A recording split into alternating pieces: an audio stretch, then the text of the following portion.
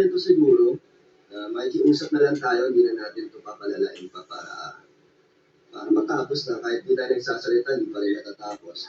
So gusto ko lang po makiusap sa mga, ito magme-mention tayo dito ng mga mga pangalan at ng grupo, di ba? So kung wala man sila dito sa live natin ngayon, alam ko naman makakarating to sa kanila. Pero sana wala nang dagdag bawas kung ano man yung makarating sa kanila.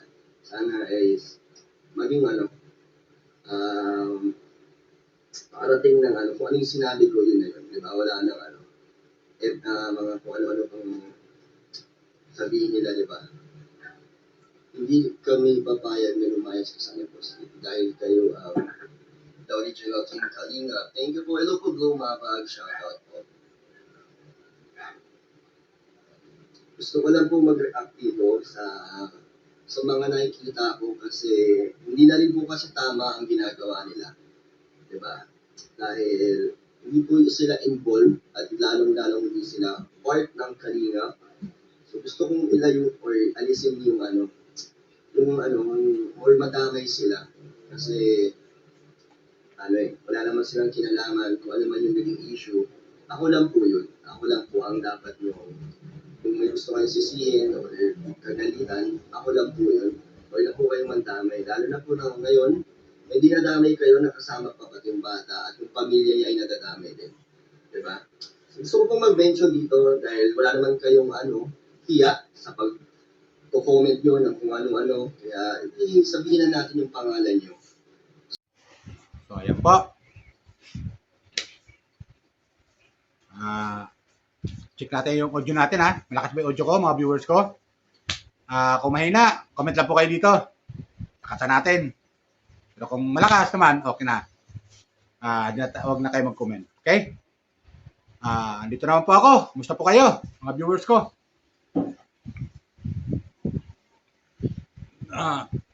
Welcome po kayo sa aking YouTube channel, Randy Channel. Paki-subscribe, like, and share, comment dito sa video upload ko. Comment ko dito sa video. Okay? At hayaan nyo muna batiin kayo ng magandang umaga, magandang tanghali, magandang gabi sa inyo lahat. Sana po nasa mabuti yung kalagayan at malayo sa karamihan. Okay?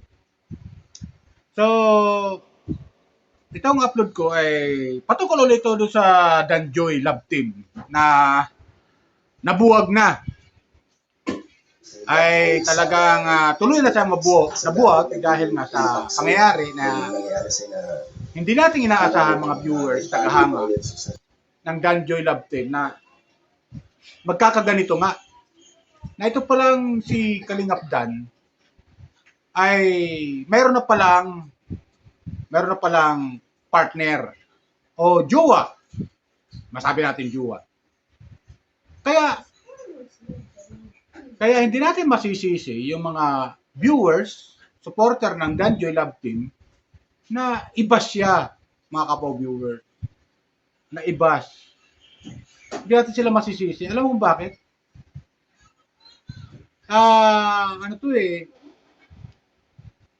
Yung, kumbaga public figure ka eh. Nasa social media ka eh. Inaasahan ka, nakakala ng mga viewers, lalo yung mga dalaga. Kapulviewer. Karamihan nito, nagbabas kay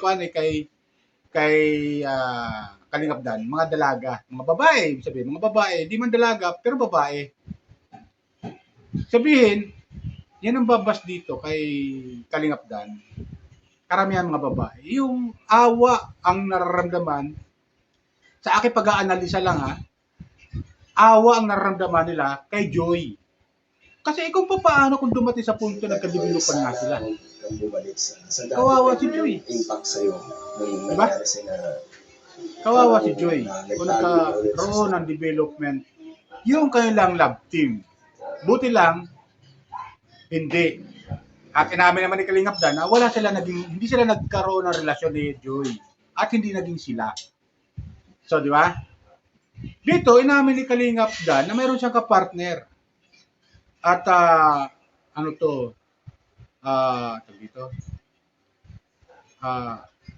nadadamay ng araw yung pamilya ng kanyang kapartner na wala namang kinalaman dito sa social media. At di nga natin nakikita, di ba? Alam nyo mga viewers, dito ko nakikita talaga yung mga yung mga viewers, magaling sila eh, mag-monitor. Pero nalaman nila na may jowa itong si, ano to? Si Kalingap Dan. Ang galing nila eh. Pero mo nalaman na gano'n. Kaya, yung mga sponsor, parang nawala ng gana. Yung ilang mga sponsor sa Dan Joy Love Team. Nawala sila ng gana eh. Kasi, todo suporta sila eh, bandang huli. Sana Siyempre, bumalik sa dati nabuwag. impact sa'yo nung nangyari At inaamin naman dyan din ni Kalingap Dan na ulit yung kanyang ano to, pagkakamali o kasalanan ayon sa kanya. Kaya ang kagandahan lang kay Kalingap Dan, inamin niya. At yun na nga, wala tayong aasahan na magkakaroon pa ng Dan Joy Love Team. Di ba? Wala tayong umasa doon at talagang buwag na siya. Totally buwag. Kasi yun nga, meron palang jowa na itong si Kalingap Dan. At tama lang din na na-stop na dahil baka magkaroon pa ng development o magka-develop pa yung dalawa bilang love team. Parang pelikula lang yan eh o teleserye na magka-love team pero ang totoo niyan, hindi na magkakatuluyan. Minsan ang nagkakatuluyan din yung iba. Kaya tanggapin lang natin ang katotohanan na ganoon talaga.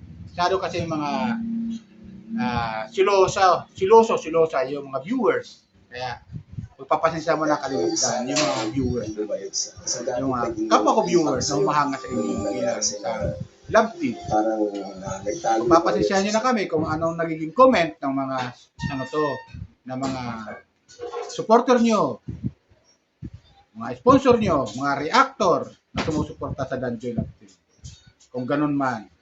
Pero ganun pa man, kami, nakakaintindi ay tahanda namin tanggapin yon ang katotohanan. Ito kapwa viewers, kumuha ko ng video clip doon sa live ni Kalingap Dan at ito yung sinabi niya. Panoorin natin. Either Rose. Baka ako sa mga reactor na pala subas. Ako po, subukan natin sagutin ang inyong mga concern sa magandang paraan, di ba? In a positive way. Para wala nang hindi na madagdagan pa ng mga kung ano man, di ba? Mag-ingat tayo sa mga sagot natin kasi nakabang ang mga reactors. Tapos, content na naman sila. So, ano lang tayo? Chill lang tayo, kalma lang. Ano po, Krisa May, Leia, baka madaming sinapa ng Martes ang pagtanggol mo sa Kalingap. Na pinapalayas na po sa Kalingap ng mga reactors, pero kahit ngayon pa din nakita mo palayag sa isang reactor, kilala mo babae. Hello po, Jumper 18, shoutout Benita Franco, Check 04. Sagutin mo ang tanong ni Madam Bopil. Ano po bang tanong ni Madam Bopil? Shoutout po, padayo lang sa mga channel. Thank you po sa mga patuloy na nanonood sa ating charity vlogs. Maganda same pa rin naman yung views natin. Same pa rin. Hello po, Arjun 0214. Sino ba sila para magpalaya sa'yo? Sila musta po God is good all the time. Hello po, Sarila Bando. Sabi ni Bobby dapat ihiwalay na ang team groups at kasama ka daw. Yamoy, sabi niya lang naman po yun. Ayaw po magsagot sa mga reactions ni Bobby. Ano yan? Gagawa lang ng content yan. Bahala po siya din. Ed Max Vince Vlog, maganda umaga sa lahat ng viewers mo. Hello po, shoutout sa inyo. So meron na po akong pakiusap na rin to siguro. Makikiusap na lang tayo, hindi na natin ito papalalain pa para matapos na. Kahit hindi tayo nagsasalita, hindi pa rin natatapos. So gusto ko lang po makiusap sa mga, magme-mention tayo dito ng mga mga pangalan at ng grupo, di ba? So kung wala man sila dito sa live natin ngayon, alam ko naman makakarating to sa kanila. Pero sana wala nang dagdag bawas kung ano man yung makarating sa kanila. Sana maging parating ng kung ano yung sinabi ko yun na yun. Di ba? Wala nang mga kung ano-ano pang sabihin nila, di ba? Hindi kami papayag na lumayas sa isang post dahil kayo the original King Kalinga. Thank you po. Hello po, Glow Mabag. Shoutout po. gusto ko lang po mag-react dito sa mga nakikita ko kasi hindi na rin po kasi tama ang ginagawa nila. Diba? Dahil hindi po sila involved at lalong-lalong hindi sila part ng Kalingap. So gusto kong ilayo or alisin yung or madamay sila. Kasi wala naman silang kinalaman kung ano man yung naging issue. Ako lang po yun. Ako lang po ang dapat yung kung may gusto kayo sisihin or kagalitan, ako lang po yun. O na po kayong mandamay. Lalo na po na ngayon, may dinadamay kayo na kasama pa pati yung bata at yung pamilya niya ay nadadamay din. Diba? Gusto ko pong mag-mention dito dahil wala naman kayong hiya sa pag-comment nyo ng kung ano-ano. Kaya sabihin na natin yung pangalan nyo. So ito po ay galing po ito kay Ella de Vera Lexon. So matanda na po siya, senior. At nag-post po siya, ayan ewan ko kung na-delete niya na yan sa page niya. At itong page na to ay Joy Diwata Solid Supporters. So sana po sa mga admins niya or members, huwag niyo naman po i-tolerate yung kanyang behavior ng mga members niya. Yes, dinadamay niyo po ang wala pong kinalaman sa pagiging kalingap ko. Diba? Na-involve sila kasi dahil sa issue, which is, inamin ko na, sinabi ko na yung totoo, wala na akong tinatago, pero bakit hindi pa rin kayo nananahimik? Bakit po kasi ang dami nyo pang, dami nyo pang iniiyak, ano pa po ba ang gusto nyo? Diba po? Kaya, sana bago kayo gumawa ng actions, pag-isipan nyo yung magiging impact. Lalo na ngayon, may bata pong involved, tapos nadadama yung partner ko.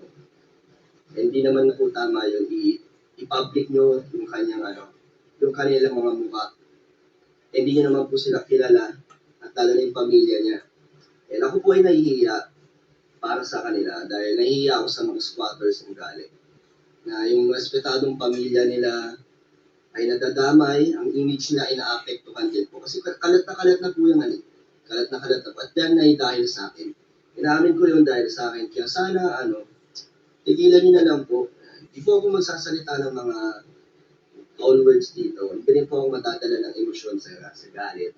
Kasi ayoko naman magsalita ng mga bagay na pagsisisihan ko din. So lang ako dito, chill lang po at nakikiusap. Diba? So yun, pakiusap lang po doon sa trade supporters. Ayun niyo naman po sanang tignan naman po ako, wala naman po kami ginagawa. Sinabi ko na yung mga gusto nyo malaman. So, sana tumingin ka rin kayo. At tapos ito, may mga mag-aalok pa ng mga pictures, ng mga luma. Kala nyo, kilala nyo siya. Tapos, may nag-share pa ng TikTok niya. Tapos, mga iba nag-comment, na akala mo ang gaganda. Pero kung tinignan mo picture, ayoko na lang magsalita. So, yun lang ang pakiusap ko na sana ay matigil na yun. Boss D, may balak po ba kayo na balang araw maipakita mo din ang bagyan? Siguro ipapakita ko siya sa private, sa private na private na sa account, hindi sa vlog. Ayoko. Dahil masama na nga ang dinaranas sila ngayon. Tapos dahil ipapakita ko pa, hindi naman po siya part talaga ng mundo ko. Diba? Sagutin mo si Boki na kanindi. Ayoko po. Hayaan mo na po si Kuya Brooks ang sumagot sa mga laban niya. Yan. Si Kuya Brooks may sariling laban yan na kayang-kaya niyang dalhin yan. Kahit ilan bang kalaban niya ni Kuya Brooks. Case closed na. Para sa akin po, matagal na itong case closed. Di ba, focus na ako ulit sa charity vloggers, kahit ang dami pa nilang bashing, dahil palang negative sa sinasabi sa akin, hindi ko naman po pinapansin. Pero syempre, ito, ibang usapan na. Siyempre, nung panahon, di ba, si Joy ang pinagtanggol ko. Di ba, hindi ako nagdalawang isip yung pagtanggol si Joy. Siyempre ngayon, pagtatanggol ko din yung binubuo kong pamilya, yung magiging pamilya ko na makakasama ko sa hirap at ginhawa, nandyan lagi susuporta. Siyempre, gagawin ko yung part ko para naman ipaglaban sila. So, yun, di ba? Tignan natin yung reaksyon ni Juan sa live niya. At may tinutukoy siya doon, may pinakita sa picture na huwag nang idamay. Kasi nadadamay yung pamilya, pati bata nadadamay. Di ba? Kaya tanggapin natin mga kapo-viewers na supporter ng Dan J. Love Team na talagang wala na. Hindi lang kasi matanggap ito ng ilang mga viewers, lalong tumutugot sa Danjoy Love Team na para ba silang nabudol na itong si Kalingap Dan walang jowa, walang kapartner, at totally binata talaga. Ibig sabihin, totally single, ibig sabihin, walang jowa. Yan ang ibig sabihin. Pagamat binata, masasabi natin sa binata kasi di pa naman siya kasal. Meron lang siya ka-partner. Wala na tayo doon. Hindi natin sakop ngayon, yung partner niya. Kaso nga lang, hindi lang matanggap ng mga viewers, sponsor, supporter, reactor, naiilan dyan na nagkaroon siya ng ka-partner na totoo, sa totoong buhay. Hindi lang love team, kundi partner talaga. At inamin naman ni Kalingap Dan yan. Yan naman talaga ang totoo nun. Pero ganun pa man, talaga napakasilosa, talaga siloso ang mga viewers ng Danjoy, supporter. Lalo yung mga supporter ng Danjoy. Silosa sila. Di ba? Ang nakikita ko talaga, awa ang nararamdaman nila kay Joy, mga kapuy-viewers. Awa ang nararamdaman nila. Kaya, ganun na lang sila mambas kay Kalingap Dan. Mayroon nga dito Kalingap Dan.